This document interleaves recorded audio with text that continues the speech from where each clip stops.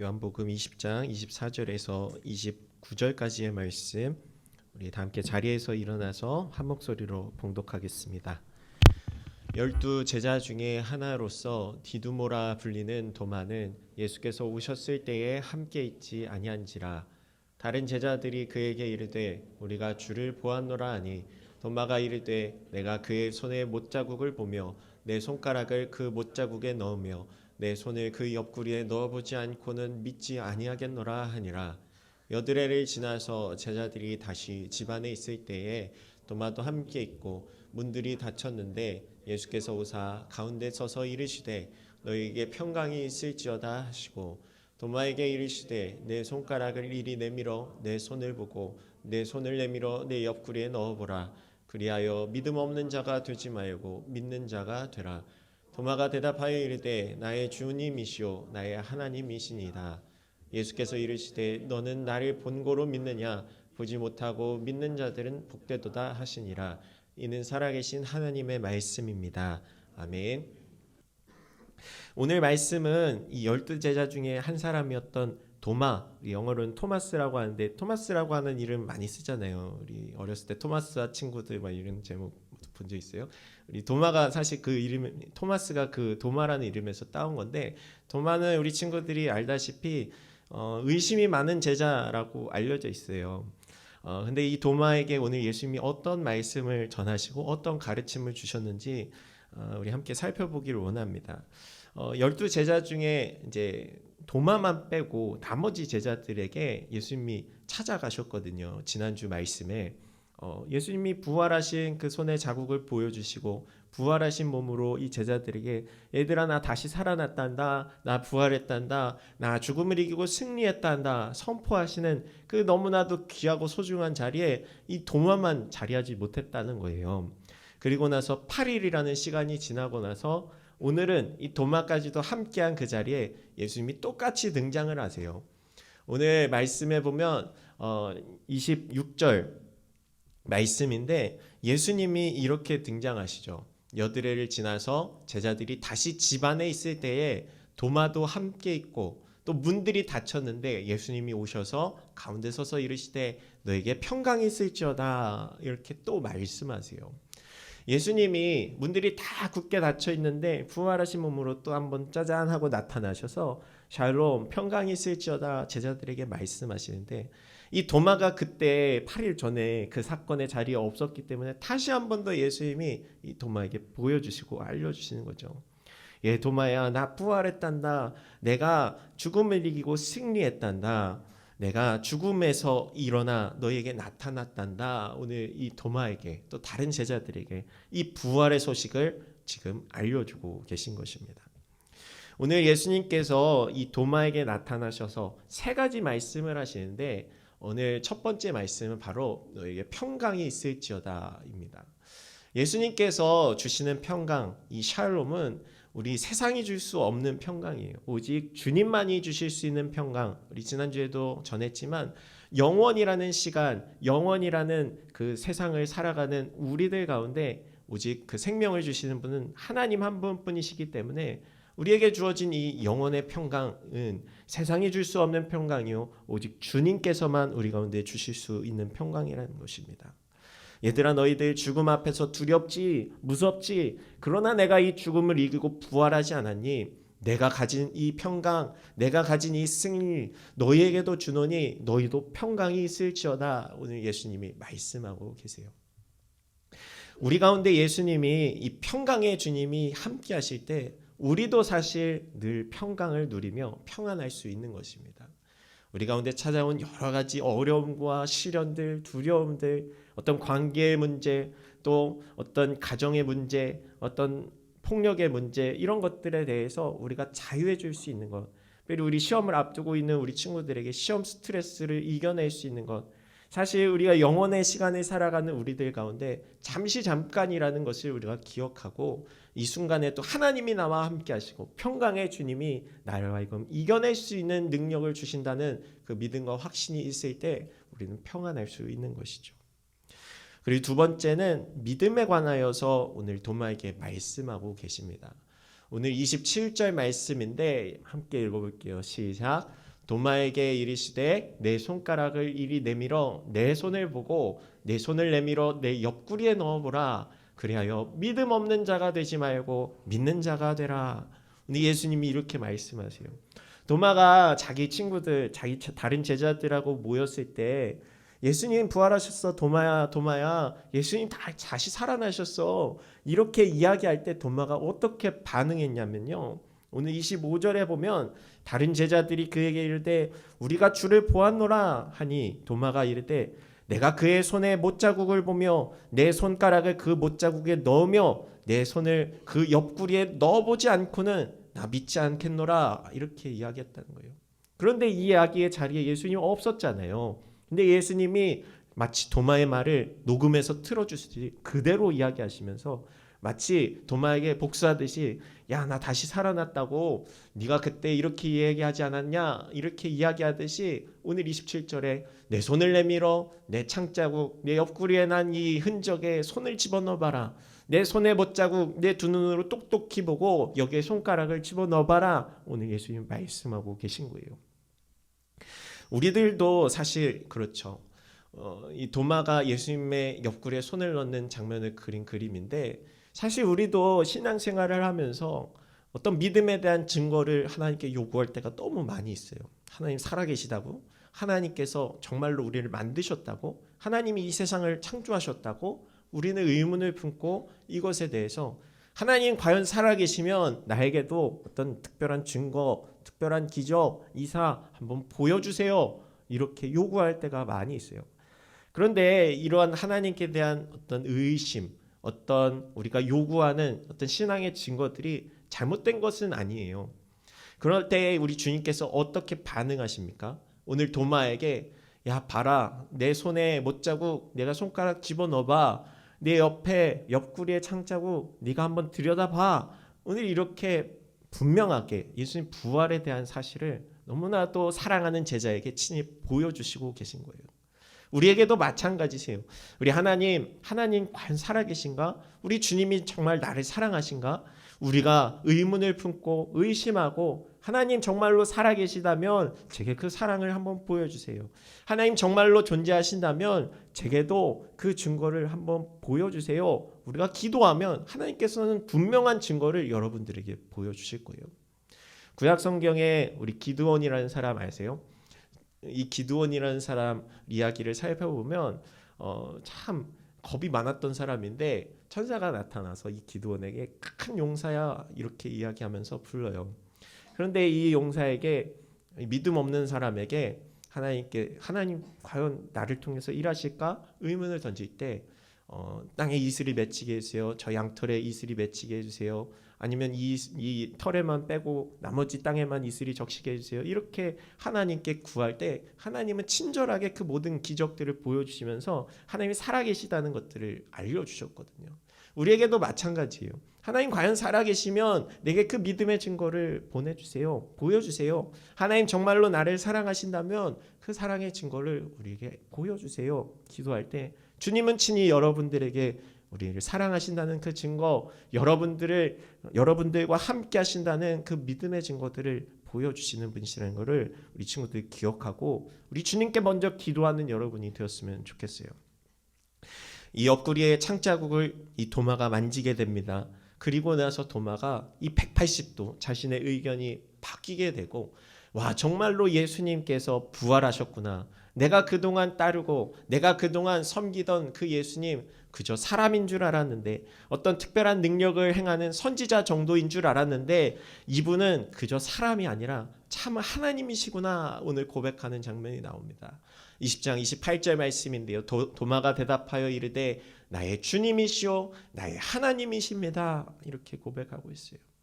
예수님 그분은 그저 평범한 사람 혹은 특별한 사람 혹은 어떤 능력을 행하는 선지자 정도의 존재가 아니라 이분은 정말로 죽음까지도 이기시고 부활하신 신이시구나 하나님이시구나 오늘 고백하고 있는 것입니다. 오늘 이 고백은 우리 가운데도 필요한 고백이에요. 우리가 예배하고 우리가 찬양하고 우리가 섬기는 이 예수님께서 그저 우리와 함께 하시며 우리와 동행하시며 우리를 위로하시는 그런 존재가 아니라 우리를 죽음까지도 이기고 승리할 수 있도록 또 영원한 삶의 영원한 그 천국으로 인도하시는 또 우리의 주인이 되시는 참 하나님이십니다. 이런 고백이 우리 가운데 나타나야 할 줄 믿습니다. 세 번째는 믿음에 관하여 말씀하시는 거예요. 믿음인데 더 복된 믿음은 무엇인가 우리 가운데 말씀해 주세요. 29절 말씀 우리 함께 읽어보겠습니다. 시작. 예수께서 이르시되 너는 나를 본고로 믿느냐 보지 못하고 믿는 자들은 복되도다 하시노. 예수님의 이 세 번째 말씀은 이 끊임없이 의심하다가 예수님의 부활하신 모습을 눈으로 보고 나서야 믿는 이 도마에게 하신 말씀이에요. 그런데 예수님께서 너는 나를 본고로 믿느냐 보지 못하고 믿는 자들은 복되도다 이렇게 말씀하세요. 우리 보지 못하고 믿는 자들은 누구예요? 바로 예수님의 시대 이후에 바로 우리들을 이야기하고 있는 거예요. 예수님과 함께 3년이라는 시간 동안 예수님과 함께 먹고 마시고 예수님의 기적을 보고 예수님의 놀라운 일들을 목도한 이 제자들마저 이 예수님의 부활하신 몸을 보고 믿었지만 오늘 이곳에 있는 여러분은 어떠세요? 예수님의 못자국 난 그 손길을 보지도 못했고 예수님의 옆구리의 창자국을 내가 만져보지도 못했지만 우리 친구들은 지금 믿음으로 이곳에 나와 있는 거잖아요. 우리 주님께서는 이 제자들보다 지금 여러분이 더 복된 믿음을 가진 사람들이다 이렇게 이야기하고 계세요. 우리 끊임없이 의심하고 질문하는 우리들 가운데 우리가 비록 예수님의 살아계신 모습 보지 못했지만 우리가 더 복된 사람들이구나, 더 복된 믿음을 가진 사람들이구나 우리가 기억했으면 좋겠어요. 우리 신학교에 가면 전사님 신학교 나왔잖아요. 신학교에서 종종 짓궂은 질문을 하는 교수님들이 계세요. 신학교는 교수님들이 다 목사님들이시거든요. 그럼 믿음이 좋아야 되잖아요. 사실 믿음이 좋은 분들인데 이제 이렇게 질문을 하시는 분들이 계세요. 얘들아, 성경은 진짜 하나님의 말씀이 맞냐? 오병이의 기적은 실제로 벌어질 수 있는 일이니? 과학적으로? 심지어 또 이런 질문, 하나님이 세상을 창조했다면 그걸 한번 증명해 볼 수 있겠니? 성경을 가르치고 또 이렇게 전하는 교수님들이 어떻게 이런 질문을 할 수가 있어요. 근데 꼭 안 믿는 사람처럼 막 비신론자들처럼 이렇게 질문을 하시면 그리고 또 그게 막 팩트인 것처럼 막 이렇게 이야기하시면 학생들은 막 멘붕에 빠지는 거예요. 그런가? 교수님이 저렇게 얘기하는데 진짜 이 말씀 가짜인가? 사람이 지어낸 이야기인가? 이런 사람들이 있는가 반면에 또 다른 부류의 사람들은 이 이야기, 교수님이 이렇게 이야기하는 것들에 대해서 반박하기 위해 열심히 성경을 연구하고 여러 자료들을 찾아내면서 결국은 믿음에 대해서 증명해내는 그런 사람들이 있어요. 이렇게 어떤 우리 가운데 드는 의심들, 의문들에 대해서 우리가 이것을 끊임없이 말씀을 통해서 파헤치고 이 말씀을 통해서 내 스스로 증명해내게 될 때 우리의 믿음이 점점 더 강화되는 그런 것이거든요. 우리 친구들에게도 그랬으면 좋겠어요. 내게 찾아오는 청소년기에 특별히 더 많은 질문들이 우리 가운데 찾아오잖아요. 하나님이 나를 창조하신 게 맞나? 내가 살아가는 이 삶의 목적이 과연 주님을 위한 삶이 맞나? 여러 가지 질문들이 찾아올 때 우리 친구들 고민하면서 이 성경책을 펼쳐보면서 또 우리 부모님께 물어보고 우리 선생님들 계시잖아요. 선생님들께 질문하면서 끊임없이 여러분들의 믿음을 강화해 나가는 여러분이 되었으면 좋겠어요. 오늘 도마는 주님께 대한 의심을 품고 주님이 부활하셨다는 것에 대한 불신으로 가득했지만 그 의심이 오히려 주님께 대한 믿음이 너무나도 강렬해지고 하나님이시다, 주님이 나의 주님이시고 예수님이 하나님이시다 고백할 수 있었던 것처럼 우리 친구들에게도 이러한 삶의 180도 변화된 믿음이 나타나기를 소망합니다.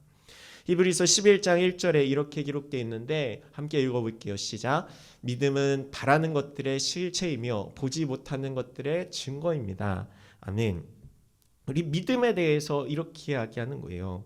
우리가 가진 믿음이 바라는 것들의 실상이요 보이지 않는 것들의 증거가 된다. 성경은 거꾸로 이야기해요. 믿음을 증명해봐라, 믿음을 증명해봐라, 증거를 대봐라. 세상 사람들이 이렇게 이야기하는데 성경은 거꾸로 우리가 가진 이 믿음이 바로 하나님이 살아계시다는 것에 대한 증거가 된다는 거예요. 어떤 말이냐면 우리가 우리의 생각으로 우리의 판단으로 교회에 나와서 말씀을 듣고 찬양을 듣고 예배한다고 생각하지만 하나님 입장에서는 그게 아니라는 거예요.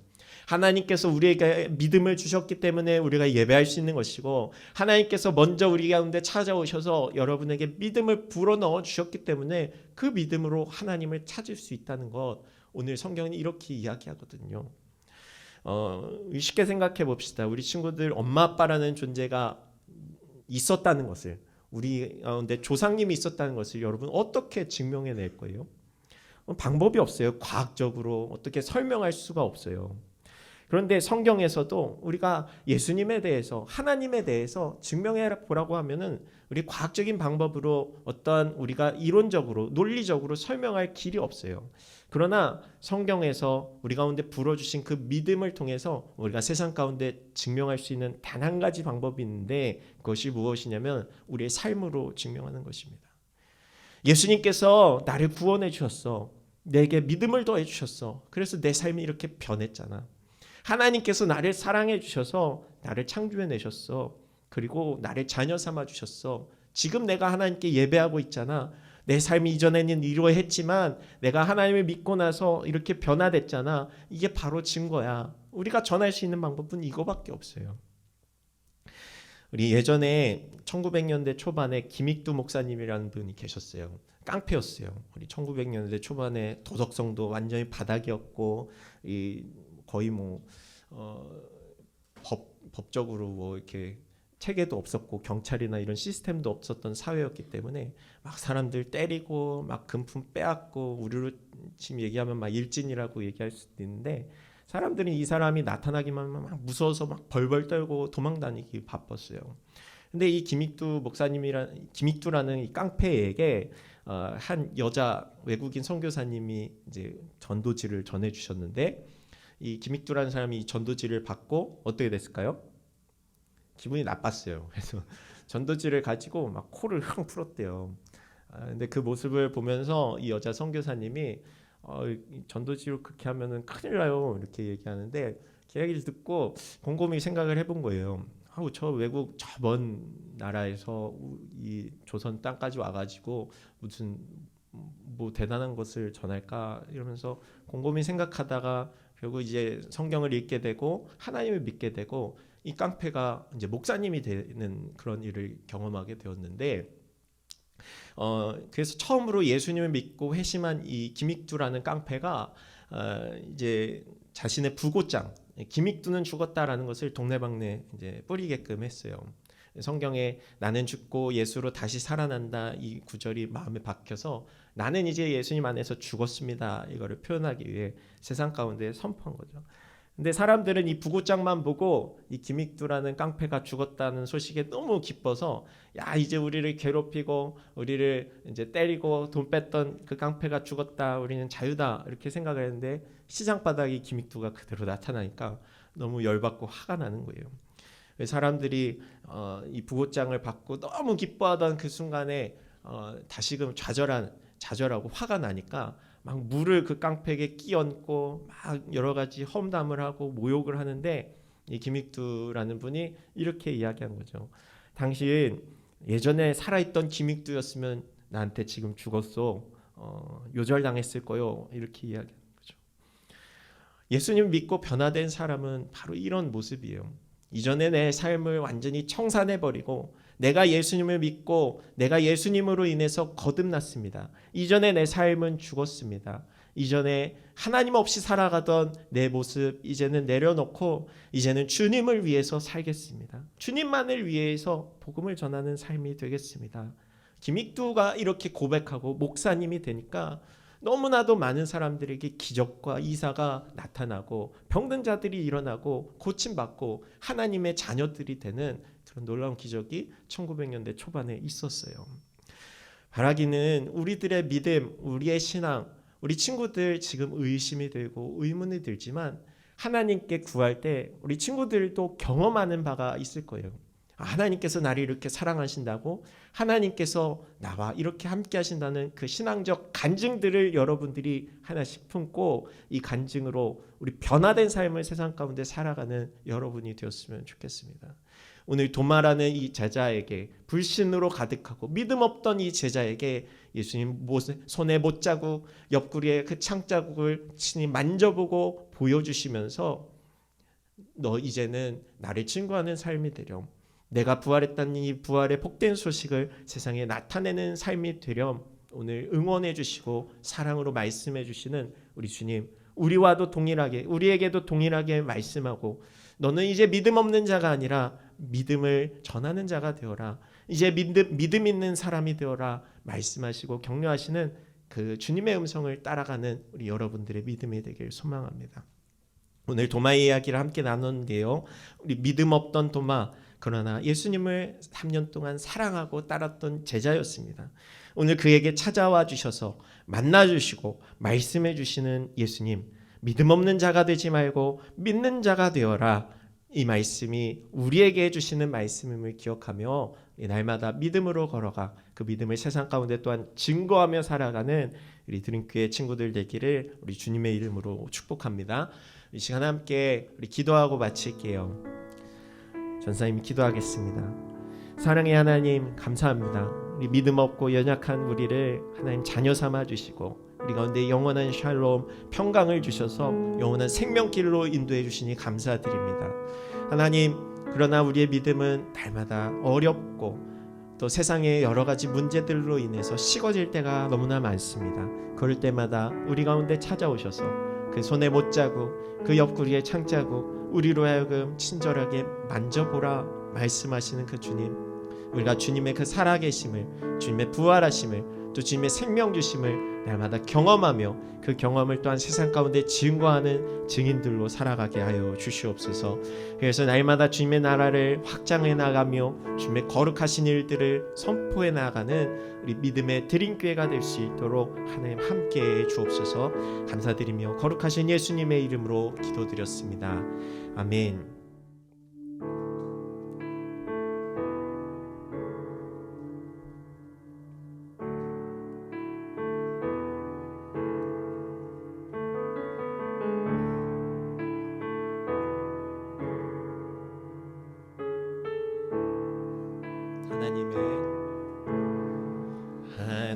하나님의 크신 사랑 그 아들 보내주셨네. 그 아들 믿는 자마다 자녀된 권세 누리네. 독생자 예수의 보혈 모든 죄에서 자유케 해 죽음에서 생명으로 우리를 구원하셨네. 예수 이름 안에 나의 구원이 있네. 예수 이름 안에 모든 능력이 있네. 승리하신 주 이름, 그 이름 높여 찬양해. 영원하신 주 이름, 그 이름 앞에 경배해.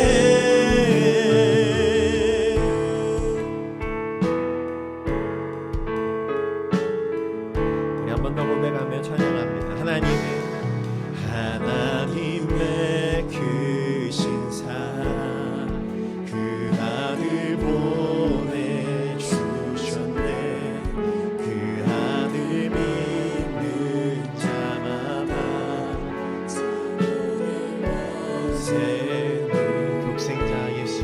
독생자 예수의 보혈 모든 죄에서